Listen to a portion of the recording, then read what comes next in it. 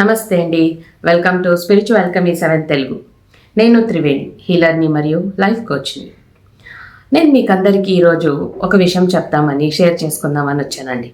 ఏంటంటే రీసెంట్గా ఒక ఆవిడ వచ్చి నన్ను కాంటాక్ట్ చేశారు వాట్సాప్లో. ఆవిడ తమిళనాడు నుంచి.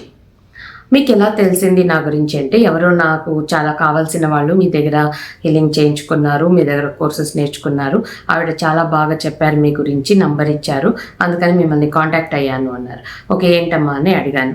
అడిగితే ఆవిడ చెప్పింది ఏంటి అంటే, ఆవిడకు పెళ్ళైన వెంటనే బాబు పుట్టాడు.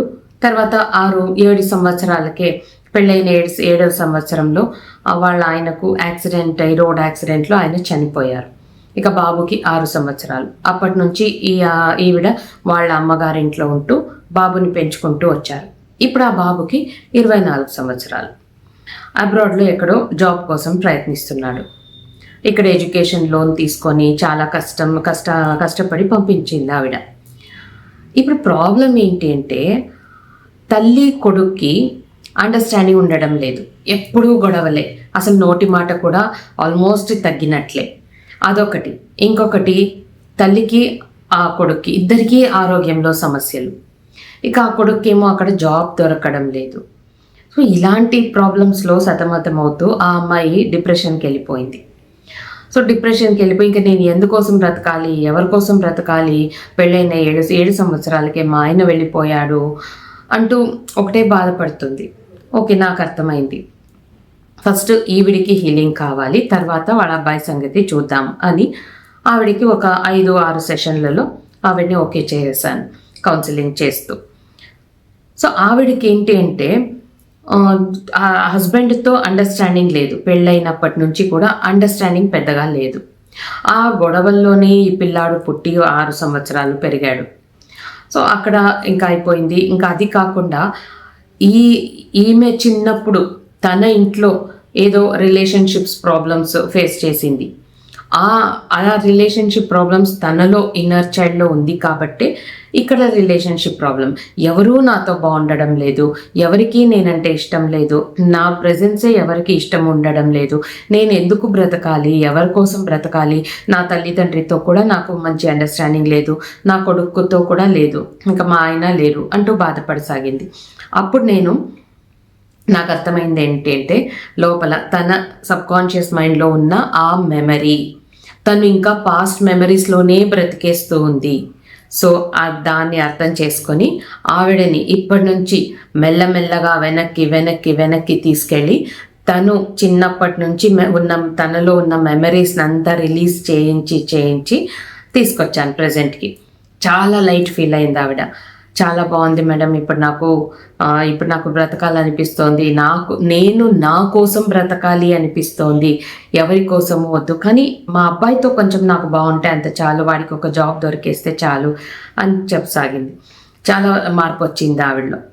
తర్వాత ఆవిడికి అర్థం చేయించాను, రేపు అనే మంచి భవిష్యత్తుని మనం సృష్టించుకోవాలి అంటే ఈరోజు మనం పునాది వేయాలి. ఈరోజు మనం ఏ ఎనర్జీతో పునాది వేస్తామో అదే రేపు నిలబడుతుంది మన జీవితంలో అనేది అర్థం చేసుకునేసింది ఆవిడ. ఇక నెక్స్ట్ వాళ్ళ అబ్బాయి విషయానికి వస్తే, ఆ అబ్బాయిని నాకు పరిచయం చేసింది. ఆ అబ్బాయి కూడా మాట్లాడాడు.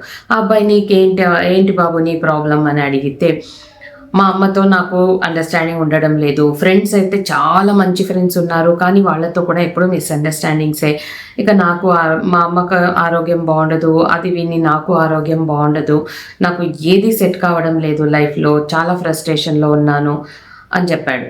It's okay, not a problem అని చెప్పి ఆ అబ్బాయిని కూడా ఇప్పుడు రీసెంట్గా నీకు వచ్చిన ప్రాబ్లం ఏంటి అని అడిగాను. ఏదో ప్రాబ్లం చెప్పాడు. దాని వెనక వచ్చిన ప్రాబ్లం ఏంటి అని అడిగాను, చెప్పాడు. దాని వెనక అలా అడుగుతూ ఆ అబ్బాయికి ఒక విషయం అర్థం చేయించాను. ఇక్కడ ఒక విషయం అర్థం చేసుకో, నీకు ప్రతి ఇన్సిడెంట్లో ఏం జరుగుతోంది, రిలేషన్షిప్లోనే ప్రాబ్లమ్స్ వస్తుంది. ఈధర్ ఫ్రెండ్తో, లేదా తల్లితో, లేదా మీ తాతయ్యతో, లేదా మీ బాబాయ్తో, ఇలా ఎవరో ఒకరితో నీకు ప్రాబ్లం వస్తూనే ఉంది రిలేషన్షిప్లో. దానివల్ల నీకు చాలా ఫ్రస్ట్రేషన్, ఇరిటేషన్ పెరిగిపోతుంది. ఇవంతా ఎక్కడి నుంచి మొదలైంది అనుకుంటావు? నీ చిన్నప్పటి నుంచి. మీ చిన్నప్పుడు మీ తల్లిదండ్రికి అండర్స్టాండింగ్ లేదు, అక్కడ మీ నాన్నకి జాబ్ వేరే లేదు, ఆ సమస్యలు ఉంది కాబట్టి అది నీ సబ్ కాన్షియస్ మైండ్లో ఉంది కాబట్టి ఇప్పుడు ఇలా ఫేస్ చేస్తున్నావు అని అర్థం చేపించి ఇప్పుడు దానికి పరిష్కారం ఏంటి అని అంటే ఆ మెమరీస్ని అంతా రిలీజ్ చేయించి తర్వాత ప్రజెంట్కు తీసుకొచ్చి ఇప్పుడు తను ఏం చేయాలి అనేది అర్థం చేపించాను. ఎక్కువగా తన ఫ్రీక్వెన్సీ హై చేసుకోవాలి. గ్రాటిట్యూడ్ ఉన్న ప్రతి ఒక్క రిలేషన్షిప్ ప్రాబ్లం కదూ, కాబట్టి ప్రతి ఒక్కరికి గ్రాటిట్యూడ్ చెప్పుకోవాలి. లేసినప్పటి నుంచి నైట్ వరకు ఎవరెవరు గుర్తొస్తే అందరికీ గ్రాటిట్యూడ్. ఏ దేశంలో ఉన్నాడో ఆ దేశానికి గ్రాటిట్యూడ్, అక్కడ చుట్టుపక్కల ఉన్న వాళ్ళకి గ్రాటిట్యూడ్, రోడ్లో ఎవరో వెళ్తున్నారా వాళ్ళకి గ్రాటిట్యూడ్. ఇలా గ్రాటిట్యూడ్ ఎక్కువగా చెప్పుకుంటే మనం మనసు తేలిక అవుతుంది, మనం ప్రశాంతంగా ఉంటుంది. అప్పుడు రిలేషన్షిప్ మీద ఇంకంత ఫ్రీక్వెన్సీ ఎక్కువ అవుతూ వస్తుంది. అది చెప్పాను, అది స్టార్ట్ చేశాడు. తనలో మెల్లమెల్లగా కాన్ఫిడెన్స్ రావడం మొదలుపెట్టింది. ఎందుకంటే పాస్ట్ మెమరీస్ రిలీజ్ అయిపోయింది కదా. ఇక రేపటి గురించి కాన్ఫిడెన్స్ కావాలి. రేపు ఒక జాబ్ కావాలి అంటే ఈరోజు కాన్ఫిడెన్స్ ఉండాలి. కాన్ఫిడెన్స్ ఉంటేనే కదా తను ప్రిపేర్ అవుతాడు, జాబ్కి అటెండ్ అవుతాడు. కాబట్టి ఆ కాన్ఫిడెన్స్ని ఎలా బిల్డ్ చేసుకోవాలి అనేదంతా నేను ఆ అబ్బాయికి నేర్పించాను. అంతే, చాలా మంచి జాబ్ వచ్చింది. ఇప్పుడు తల్లి కొడుకులు ఇద్దరు చాలా బాగున్నారు. సో ఇప్పుడు ఆ తల్లి నా దగ్గర కోర్స్ కూడా నేర్చుకొని తను కూడా ఒక హీలర్ అయ్యి తను ఇప్పుడు లైఫ్ కోచ్ అయిపోయింది. నా దగ్గర నేర్చుకొని తను కూడా లైఫ్ కోచ్ అయ్యి ఎంతోమందికి కోచింగ్ చేస్తూ ఉందండి. సో ఈ విషయం ఎందుకో నాకు మీతో షేర్ చేసుకోవాలి అని అనిపించింది. ఎంత హ్యాపీ ఫీల్ అవుతుంది కదా, మన దగ్గరికి ఎంత కళ్ళల్లో నీళ్లు పెట్టుకొని వస్తారు. వాళ్ళ లైఫ్ ఎంత హాయిగా, ఎంత బాగా ఫిలంలో చూపించేలాగా ఒక ఫస్ట్ ట్రాజడీ చూపిస్తారు, తర్వాత కష్టాలు, తర్వాత లాస్ట్లో క్లైమాక్స్లోకి వచ్చేసరికి ఒక హ్యాపీ ఎండింగ్. అలాగే ఉంటుంది అందరి జీవితాలు. సో మీకు కూడా ఇలాంటి ప్రాబ్లమ్స్ అంతా ఉంది అనుకుంటే మీరు కూడా రండి. మన కోర్సెస్ ఉన్నాయి, చాలా అద్భుతమైన కోర్సెస్. దాన్ని నేనైతే కూర్చొని చాలా సమయం తీసుకొని ఒపనొప్పును బుక్ రాస్తూనే నాకు బుక్ అయితే ఎన్నెన్ని విషయాలు పెట్టేస్తున్నాను. అందులో చాలా పెద్ద బుక్ అయిపోతూ ఉంది రోజు రోజుకి నేను పెడుతున్న విషయాల్ని బట్టి. సో దాంతోపాటు ఈ కోర్సులన్నీ చాలా అద్భుతంగా డిజైన్ చేశాను. ఈ కోర్సులు ఎంత బాగుంది అంటే ఈజీగా మనం లైఫ్ కోచింగ్ చేసేయచ్చు. సో మీరు రండి, మీకు కోర్సులు ఏదైనా నేర్చుకోవాలి అనిపిస్తే నేర్చుకోండి. మీలో మీ ఫ్యామిలీకి కావాల్సిన ఏ ఒక్క కోర్స్ నేర్చుకున్నా మీ ఫ్యామిలీని మీరు ఎంత బాగా చూసుకోవచ్చు కదండి.